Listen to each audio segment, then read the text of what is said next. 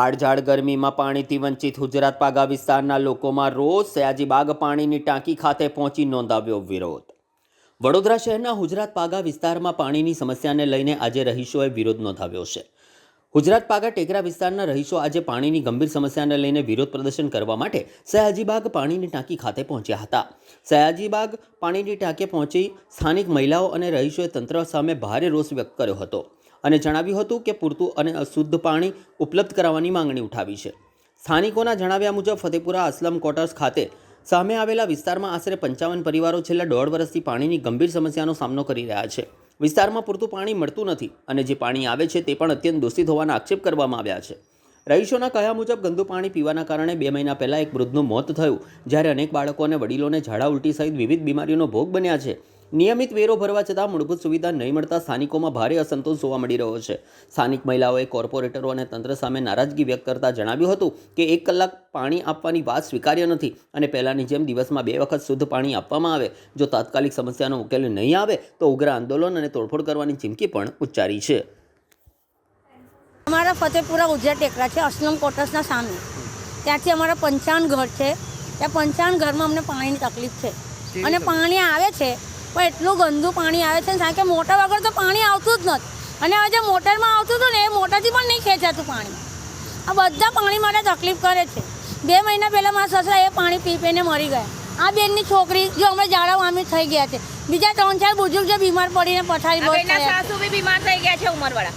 હા, અમે શું કરવાનું? હવે આ સાહેબ કહે છે કે તમને કલાકનું પાણીનું અમે કરી આપો. અમને કલાક પાણીનું નથી કરવાનું, 2 ટાઈમ પાણીનું તમે કરી આપો. અને આ નિર્ણય આજની તારીખમાં નિર્ણય નહીં આવે ને તો આખા 55 માણસો અહીંયા તોડફોડ કરશે. કેટલા ટાઈમ થયા સમસ્યા? અમારા વર્ષથી ચાલુ છે, 1.5 વર્ષથી. કોર્પોરેટર લોકો આવે છે, ઇલેક્શનના ટાઈમમાં ભીખ માંગવા આવે છે. બધાના ઘરે ઘરે ભીખ માંગે છે. બેન અમને રોટલા આપો, અમને ચોખા આપો. અમારા ઘરનું લૂંટીને જાય છે એ લોકો. અમારું ભરતા નથી એ લોકો, અમારા ઘરનું લૂંટીને જાય છે એ લોકો. આશરે કેટલા લોકો અહીંયા રહે છે? આ લાઇટ બિલો, આ ઘર વેરા એ બધું અમારા પર જ છે, પબ્લિક પર જ છે. આ લોકો કંઈ નહીં કરતા કે ભાઈ તમને લોકોને અમે સલાહ સૂચન કરીએ છીએ. આશરે કેટલા લોકો ત્યાં રહે? અમારા આખો 55 ઘર છે. આ તમારી માંગણી શું છે? અમારી માંગણી 2 ટાઈમ પાણીની કરો, ચોખ્ખું પાણી આપો. શું કીધું તમને અહીંથી? અમને કહે છે કે તમને કલાકનું પ્રબંધ કરી આપશું. મેં કલાકે નહીં જોતું, 2 ટાઈમ પહેલાં જે અમને આવતું હતું એવું કરી આપો. કુસુમબેન.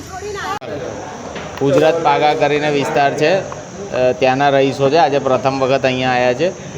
એ 2 કલાક પાણીની માંગણી કરી રહ્યા છે, પણ મેં એમને સમજાવ્યા છે કે વડોદરા શહેરમાં 1 કલાક પૂરતા પ્રેશરથી પાણી આપવાનું હોય છે તો કોઈને વાંધો નથી હોતો. એમ એ મેટર છે. 2 વર્ષથી પછી રજૂઆત કરવામાં આવી પાણીની સમસ્યા હલ કરવાની, તમે આગળ જાણ એ મેં એમને પૂછ્યું, એ વોર્ડ ઓફિસમાં જતા હતા, એટલે વોર્ડ ઓફિસમાં હું વાત કરીશ કે શું પ્રશ્ન હતો, પણ અહીંયા તો એ પ્રથમ વખત આવ્યા છે અને અત્યારે અમારી ટીમ જોવા જ ગઈ છે.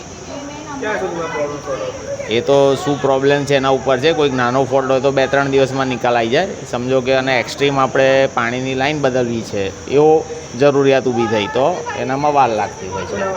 મારું નામ આલોક છે.